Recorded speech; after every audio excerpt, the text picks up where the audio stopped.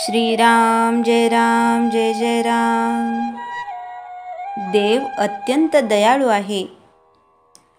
तुम्ही फार कष्ट करून इथे येता। किती दगदग, किती त्रास तुम्हाला सोसावा लागतो। बरे, इथे आल्यावर हाल काय कमी होतात, परंतु इथे कशासाठी आपण येतो, आपल्याला काय हवे आहे हे आपल्याला कळते का? आपल्याला देव खरोखरच हवासा वाटतो का, याचा विचारच आपण फारसा करीत नाही। आपल्यावर काही संकट आले, किंबहुना आपले काही वाईट झाले की आपण म्हणतो, देवाने असे कसे केले? असे म्हणण्यासारखे दुसरे पाप नाही। देवावर विश्वास न ठेवणारा माणूस यापेक्षा एक वेळ परवडला, कारण तो देवाने वाईट केले असे तरी म्हणणार नाही। देव खरोखर अत्यंत मायाळू आहे। त्याला कोणाचेही दुःख सहन होत नाही। कोणत्या आईला आपल्या मुलाला दुःख, कष्ट झालेले आवडेल?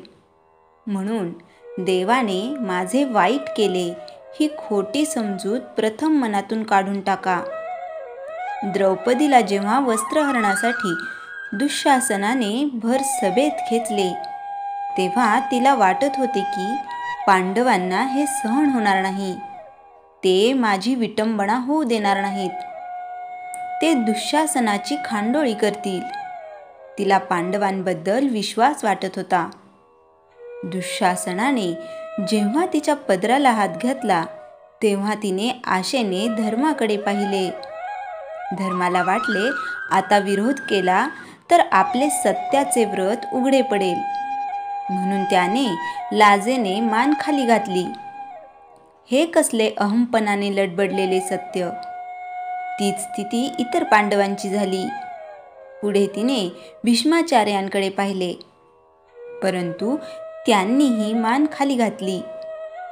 तेव्हा मात्र तिने जगाची आशा सोडली आणि कळकळीने परमात्मा श्रीकृष्णाला हाक मारली, आणि त्याने अनेक वस्त्रे पुरवून तिचे अब्रूरक्षण केली। पुढे तिला एकदा श्रीकृष्ण भेटला असताना तिने त्याला विचारले की, आधीच तू माझ्या बचावासाठी का नाही धावलास? तो दुष्ट केस धरून मला खेचून नेत असतानाच का नाही धावलास? तेव्हा श्रीकृष्ण म्हणाला, त्यात माझा काय दोष? मी तुझ्या रक्षणासाठी आतुर होतो, परंतु तुला पांडवांची आणि इतरांची आशा होती। ते रक्षण करतील असे तुला वाटत होते। मला दरवाजा खुला नव्हता, मग मी कसा येऊ? तू जगताशी आशा सोडलीस आणि मला बोलावलेस, त्याबरोबर मी तुझ्या भेटीला धावलो। जगाची आशा, आसक्ती सोडल्याशिवाय परमेश्वराला आपली हाक कशी पोहोचेल?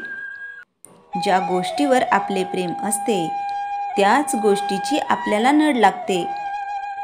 आपल्याला देवाची नड लागली आहे का?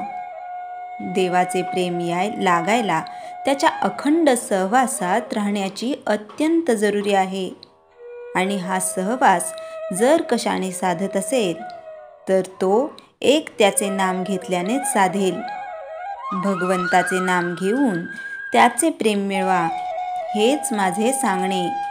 श्रीराम जय जय राम। चैतन्यवाणी। सर्व विसरून भगवंताला आळवले की तो कृपा करतो। श्रीराम जय जय राम। जयाच्या जनी जन्मनामार्थ झाला, जयाने सदा वासनामात केला। जयाच्या मुखी सर्वदा नाम कीर्ती, नमस्कार तया ब्रह्मचैतन्य मूर्ती। श्रीराम जय जय राम।